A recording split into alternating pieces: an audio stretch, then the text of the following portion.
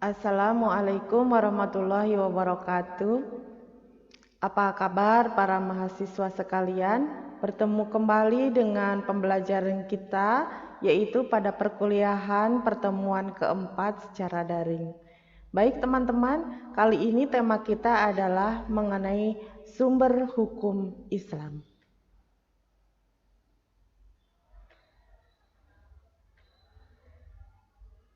Baik, saat ini seperti sudah kita ketahui dan juga telah Anda semua pelajari bahwa sebenarnya sumber hukum Islam itu ada 3. Yang pertama adalah Al-Quran, yang kedua adalah Al-Hadis atau Sunnah, dan yang ketiga adalah Ijtihad.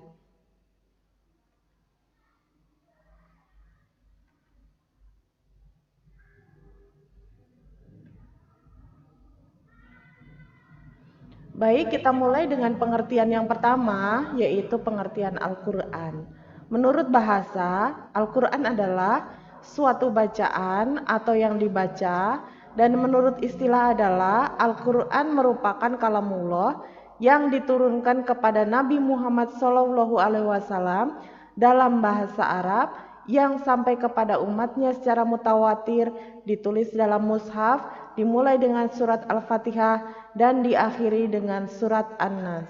Membacanya adalah ibadah sebagai mukjizat Nabi Muhammad SAW dan sebagai hidayah atau petunjuk bagi umat manusia. Sedangkan kedudukan Al-Quran yang pertama adalah sebagai sumber hukum Islam yang utama. Yang kedua adalah kandungan hukum dalam Al-Quran, yaitu akidah atau keimanan, syariah atau ibadah, dan yang ketiga adalah akhlak atau budi pekerti. Macam-macam ibadah yang terkandung di dalam Al-Quran yaitu yang pertama adalah ibadah secara mahdoh, adalah ibadah yang langsung berhubungan dengan Allah, contohnya adalah puasa. Yang kedua adalah ibadah secara ghairu mahdoh, yaitu ibadah yang berhubungan dengan sesama manusia. Contohnya adalah sedekah, infak, dan lain sebagainya. Kemudian, macam-macam hukum yang terdapat di dalam Al-Quran, yang pertama adalah hukum ibadah. Adalah yang mengatur bagaimana seharusnya melaksanakan ibadah yang sesuai dengan ajaran Islam. Hukum ini mengandung perintah untuk mengerjakan sholat, haji, zakat, puasa, dan lain sebagainya. Yang kedua adalah hukum muamalah, adalah yang mengatur interaksi antara manusia dengan sesamanya, yaitu manusia, seperti hukum tentang tata cara jual beli, hukum pidana, hukum perdata, hukum warisan, hukum pernikahan, politik, dan lain-lain. Hadis atau sunnah menurut bahasa adalah perkataan atau perbuatan. Menurut istilah, hadis adalah segala perkataan, perbuatan, dan ketetapan yang dilakukan oleh Nabi Muhammad SAW.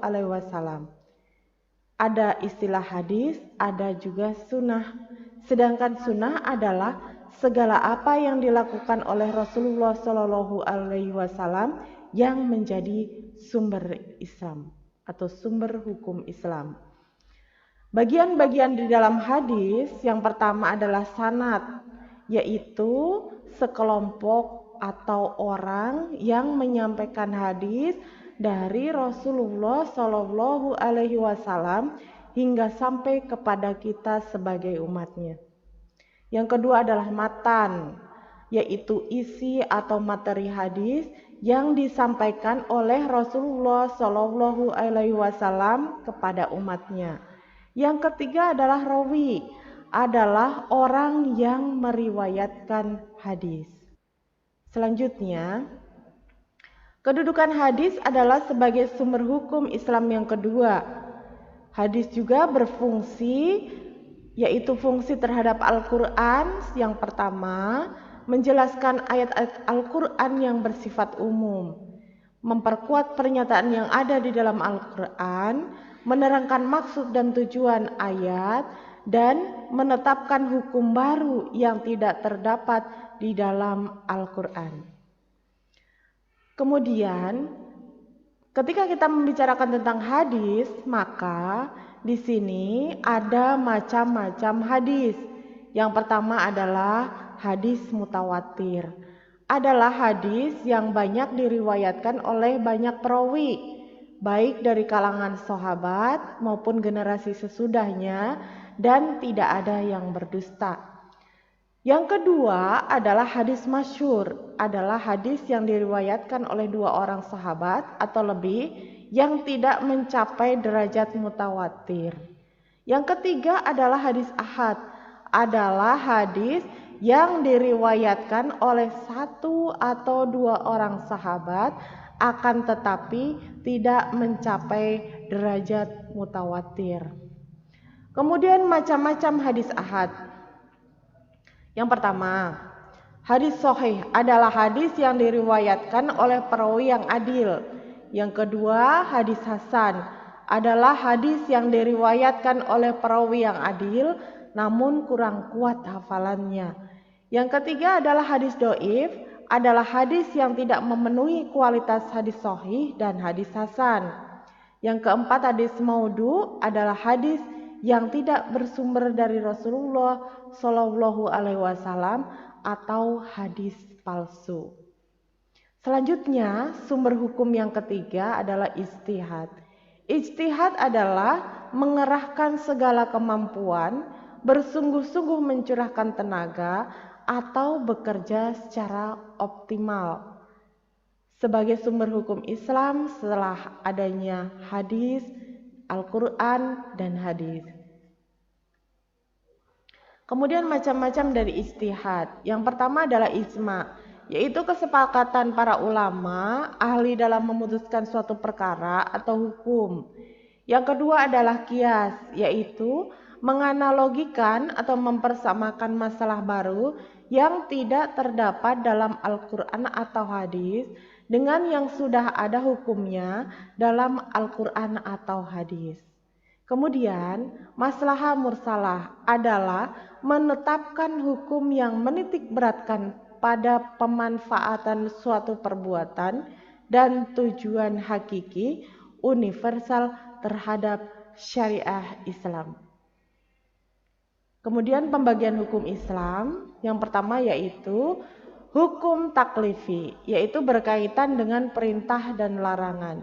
Yang kedua adalah hukum wad'i, yaitu perintah Allah SWT yang merupakan sebab, syarat, atau penghalang bagi adanya sesuatu. Selanjutnya adalah hukum taklifi. Ini adalah hukum-hukum yang sudah kita kenal, juga biasa kita laksanakan, yaitu ada hukum wajib atau fardu, sunnah atau mandub, haram atau tahrim, makruh atau karohah, dan mubah atau ibahah. Demikian tadi materi kita mengenai sumber hukum Islam. Jadi secara garis besar, maka sumber hukum Islam itu dibagi menjadi 3. Yang pertama dan yang utama adalah Al-Quran, selanjutnya adalah sunnah atau hadis, yang ketiga adalah ijtihad. Demikian tadi teman-teman mahasiswa kuliah kita pada pertemuan yang keempat. Mudah-mudahan semuanya sehat, masih semangat, dan juga selalu menjaga prokes. Baik teman-teman, cukup sekian pertemuan kita kali ini. Mudah-mudahan bermanfaat. Bertemu lagi pada perkuliahan yang akan datang. Wassalamualaikum warahmatullahi wabarakatuh.